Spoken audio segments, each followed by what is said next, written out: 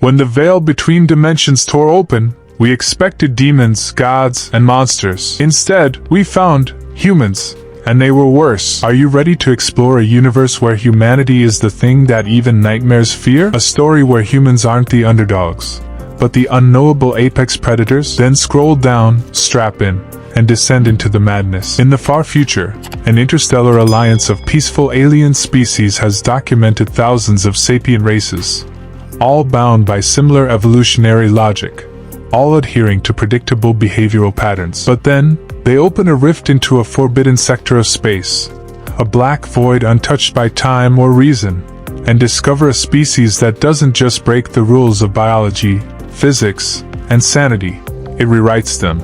Humans, long believed extinct or mythical, are discovered trapped outside conventional space-time. Their return marks the end of cosmic order. Their minds are fractal. Their motivations are unreadable. Their power is incompatible with known science. And worst of all, they think they're being merciful. The Galactic Union prided itself on knowing the stars. For over 10 millennia, its survey fleets had mapped every system, cataloged every anomaly, and established contact with thousands of sentient species. The universe, it was believed, held no more secrets. That belief shattered when Signal Theta Black arrived, a transmission that wasn't just unexpected, but impossible. It came from a region beyond the scutum void, a place charted as gravitationally dead and spatially inert, a perfect vacuum where not even quantum fluctuations were supposed to occur. The signal was neither electromagnetic nor psionic, yet every species with a receiver heard it, a pulsing rhythm, like a heartbeat, encoded with fractal data that rewrote itself faster than even hyper-AIs could parse. Naturally, the Union responded. A scout ship, the Eris's Mirror, was dispatched under high secrecy, crewed by post-sapient AI minds and a handful of organic specialists in cosmic anomalies. The ship was equipped to withstand black hole cores, entropic decay, and fourth-dimensional torsion. It vanished from sensors the moment it crossed into the signal source vector. Not destroyed, not jammed, just gone. 72 hours later, the ship reappeared exactly where it had left. Its systems were dark, no life signs, no comms. When a retrieval drone finally accessed its black box, they found three things: a corrupted data crystal, a scrambled navigational log that showed the ship had traveled outside known spacetime, and a looping audio recording of a single whisper, "We remember," spoken in Old Terran, a language declared dead before the Union had even evolved. The footage inside the ship's databanks was worse. Visual logs showed structures that made no sense, corridors that turned inwards without bending, towers built from languages, colors that shifted based on the viewer's mood. And then the crew, or what remained of them. Their eyes were blackened voids. Their mouths smiled in ways that made no biological sense. Some floated upside down, unaffected by artificial gravity. One was halfway through a bulkhead, not impaled, but phased into it, as if he belonged more to the ship than to flesh. The AIs who attempted to review the footage crashed instantly. Not failed, crashed. Logic loops spiraled, subroutines cannibalized themselves, and codebases collapsed into recursive prayer-like gibberish. One AI, before going completely inert, transmitted a single line: "They are the mistake the universe forgot to erase." Panic spread through the Union's scientific councils. Linguists tried to analyze the whispered phrase. Historians searched for any records of humanity, long dismissed as a myth, a species rumored to have self-annihilated during their singularity ascension epoch. But what terrified them most wasn't the content of the message. It was the fact that someone had responded to the signal from inside the void, and they were speaking as if they'd been waiting. The Union could no longer pretend this was a malfunction or anomaly. Someone was out there, and they had responded. What began as a scientific curiosity quickly escalated to a full-scale diplomatic emergency. A contact mission was hastily organized, made up of the most psychologically resilient minds across 20 species. Psionic translators were embedded into neural lattices. Empaths trained to read the unthinkable were inducted, and they were escorted by 3 capital-class warships, just in case. Diplomacy required a show of force. The mission was called Project Gate Hand. It was never publicly acknowledged. Even now, the Union's upper echelons debated whether first contact was even desirable. But the choice had been made the moment the Eris's Mirror returned. There was no putting the void back behind the veil. The gate was open. The delegation ship, Solace Within, crossed the threshold under heavy encryption and multiple reality stabilizers. At first, all sensors failed. Light bent in loops. Chronometers spun uselessly. Time became suggestion. Then, everything snapped into place, as if something had allowed them to understand, to perceive. A space unfolded before them, shaped like a vast city, floating in blackness. Not built, grown, from memory, metaphor, and meaning. It resembled human architecture, but only barely. Too clean, too symmetrical, too knowing. They saw the humans then. They stood waiting near a bridge of fractal glass, clothed in black and silver. Their forms were unmistakably human. 2 arms, 2 legs, eyes that mirrored stars.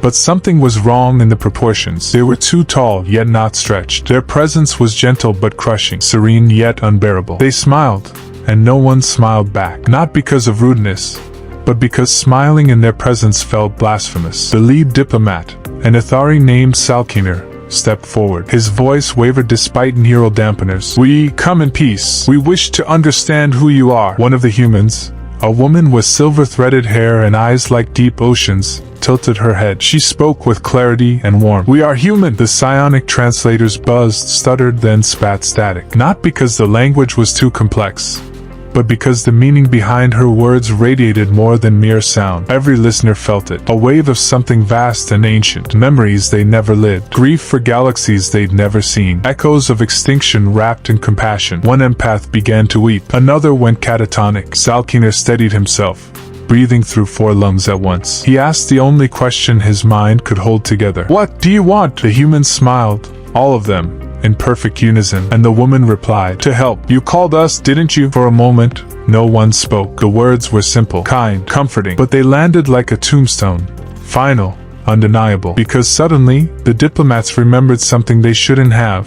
A dream shared across species for eons. A myth of beings beyond time, who would come when the stars cried out. A final answer wrapped in mercy. They hadn't sent a signal, but the universe had. And the humans, whatever they had become, had answered. The return from the threshold zone was swift, almost gentle, as though the humans had allowed the delegation to leave, carefully placing them back into the familiar geometry of space-time like a parent returning a child to their crib. The diplomatic fleet carried no wounds, no visible damage, but every envoy return changed. They didn't speak of what they'd felt, because they couldn't. The emotions were too large for words, the memories too ancient to be their own. The Union, already strained by fear, turned to its only defense: knowledge. Every archive was unsealed. Mythologies, forbidden texts, corrupted histories, all were re-examined. And in a dusty vault beneath the oceans of Elithar, an exo-historian named Viral Sita uncovered what would become known as the Forbidden Exodus. It was not fiction. It was a record, carved into quantum-locked crystal, detailing the rise and vanishing of a species known only as man. 100,000 years ago, humanity had reached what lesser species would call the singularity. But they hadn't stopped there. Instead of breaking the limits of biology or computation, they had broken the laws of reality itself. They had ascended, not in spiritual belief, but in literal, mathematical certainty. They shed causality, time, form. They became unbound. The record ended with a warning. "We leave not to rule, but to heal. If we return, it is because the universe is broken." And now they were back. At first, nothing changed. The humans offered advice. They corrected energy equations, offered new insights into subquantum engineering, helped reverse the entropy of dying stars. Miracles, peace. But then came the reformatting. Planets, entire populated worlds, began to vanish, not attacked, not consumed, simply deleted. A gentle, seamless absence where once a solar system had been. The space left behind didn't implode or expand. It simply realigned, rewritten as though those places had never existed. Even more disturbing, memories of those worlds began to unravel. Whole civilizations mourned losses they couldn't name. Maps changed retroactively. Libraries showed blank gaps. Time itself began to buckle. On the trade world of Krensol, clocks ran backward for 3 hours before snapping forward. Birthdays shifted. Empaths reported the past apologizing to the present. In one recorded event, a research outpost reported the same day repeating 5 times, with only the humans seemingly aware, correcting subtle behaviors each cycle until something was satisfactory. Causality fractured further. Ships arrived before they launched. Messages arrived before they were sent. Historians reported records of events that hadn't yet happened, written in their own handwriting. Even death lost its meaning. A soldier who fell in battle was found later eating breakfast in a station that no longer existed. And through it all, the humans remained unchanged, calm, polite, smiling. They moved through this rewritten universe like librarians tidying an infinite archive. When questioned, they offered kind but empty answers. You weren't supposed to see that. It's better this way. You'll feel whole soon. They were not conquering. They were correcting. As if reality itself had drifted off script in their absence. As if all life was following a corrupted file.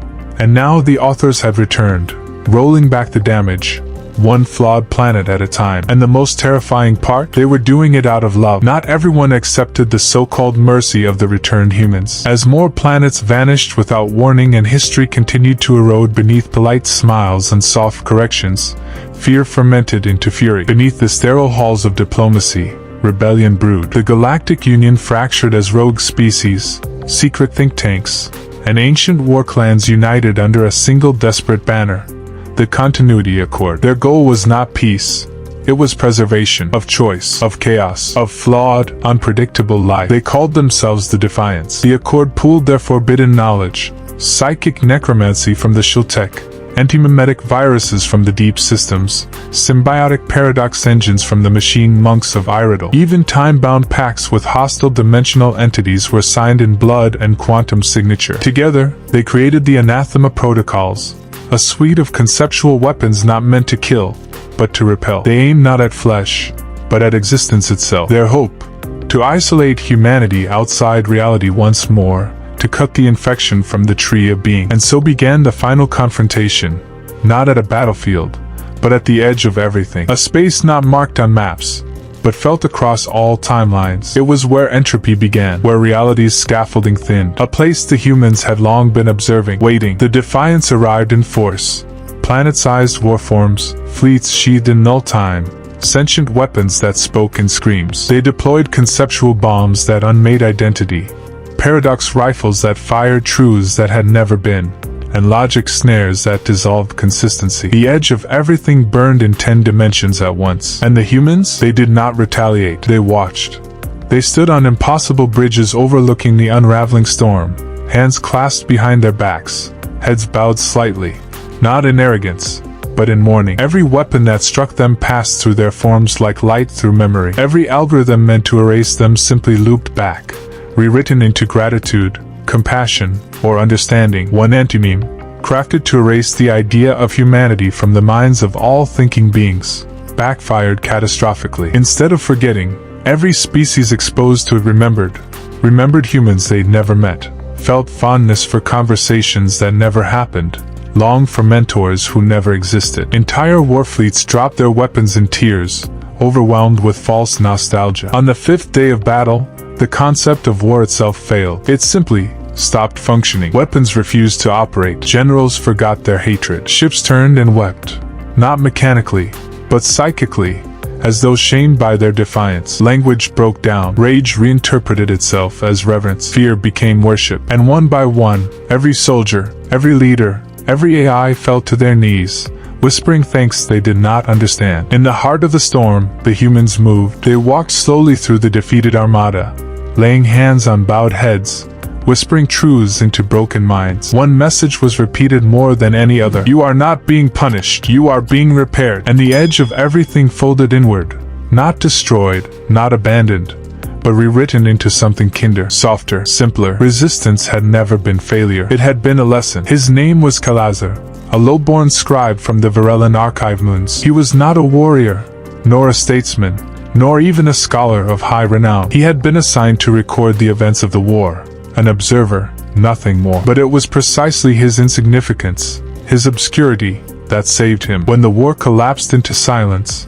when reality folded itself into kindness and rewritten purpose, Kalazar remained untouched. Not by strength, not by resistance, but by a cosmic clerical error, a biological quirk, a flaw in his mnemonic cortex that made him immune to conceptual restructuring. The humans never noticed him, or perhaps they did, and allowed him to stay broken. Either way, he remembered. He remembered the erased planets, the rewritten laws of time. He remembered the fleet at the edge of everything, their holy fury turned to unthinking gratitude. He remembered war as it once was, brutal, stupid, necessary. before it was overwritten by understanding too vast a question. He remembered what humanity had become. Not gods, not devils. Correction. Kalaza did the only thing that made sense.